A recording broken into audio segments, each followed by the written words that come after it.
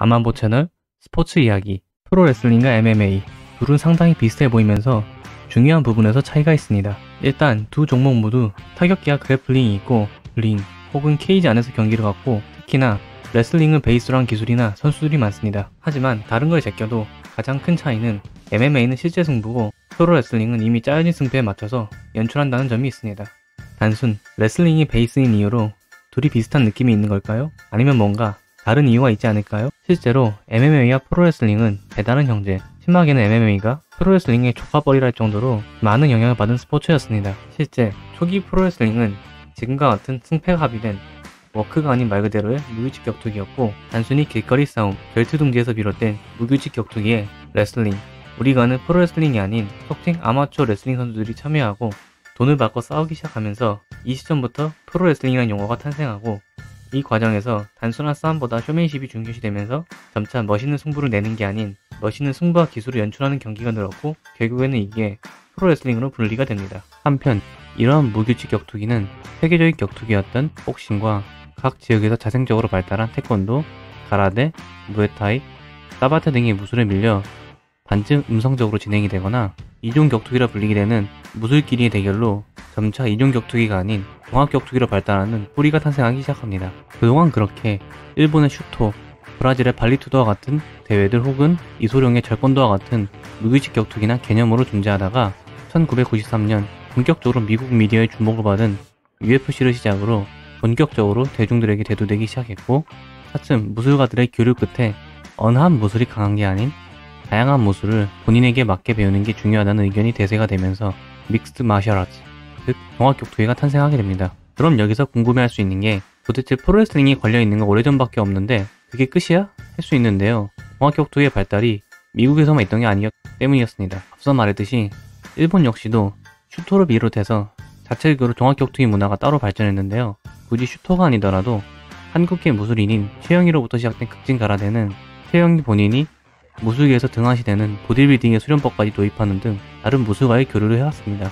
하지만 정작 뜬금포로 일본에서 MMA의 기반이 되는 건 다름 아닌 프로레슬링이었습니다. 일본 프로레슬링은 물론 한일 프로레슬링의 대부라 볼 수 있던 역도산이 유도의 전설 키무라 마사히코를 비록 시벤트였지만 이기고 제자였던 안토니오 이노키가 무하마드 알리를 비롯한 여러 타 격투기 선수들과 경기를 가지면서 나름대로 좋은 성과를 냈고 동시에 은근슬쩍 프로레슬링은 진짜 강하다는 듯이 마케팅을 펼치면서 속칭 스트롱 스타일이라 불리는 캐치프레이즈를 밀기 시작합니다. 와중 안토니오 이노키가 제일 유명했지만 당시에도 독일계 미국인 프로레슬러 칼고치에게 많은 일본 선수들이 속칭 슈팅 스타일이라는 형식의 레슬링, 지금 우리가 보는 일본 내 프로레슬링에서 마치 진짜 같은 강력한 타격과 기술을 보여주는 스타일을 배우면서 차츰 프로레슬링이면서 프로레슬링이 아닌 무언가가 피어나기 시작합니다. 더더욱이 이 시기에는 세계적으로 시멘트 매치도 많았던 상황이었고 차츰 프로레슬러들 사이에서는 실제로 자신들이 강력하다는 착각 아닌 착각이 조금씩 생겨나게 됩니다. 물론 워크라는 이름으로 합의가 될 뿐 프로레슬러들 역시 신체 단련이 필요했고 레슬링, 유도 등 다양한 격투기를 경험한 선수들이 들어오면서 알게 모르게 하나의 새로운 미술 비스무리한 게 발전하기 시작했습니다. 그렇게 탄생한 게 UWF라는 단체였는데요. 프로레슬링이긴 했지만 실제 같은 타격기와 관절기를 비롯 오히려 사실상의 반쯤 짜고 치는 이종 격투기를 보여주는 단체였습니다.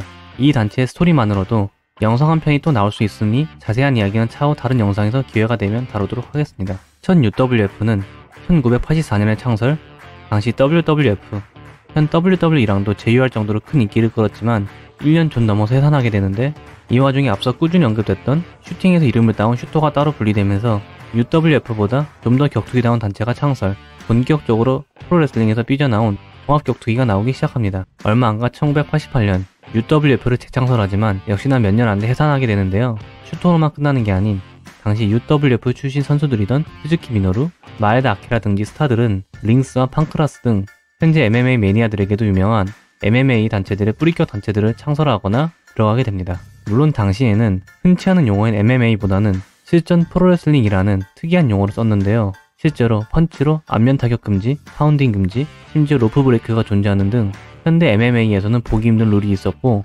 아직까진 MMA지만 MMA라 보기 힘든 모습을 보여줍니다. 판크라스 역시도 펀칭이 금지되는 모습을 보여줬지만 판크라스의 유명 선수였던 켄 샘락이 초창기 UFC 레전드로 남는 등 미1 초기 MMA의 가교 역할을 해줍니다.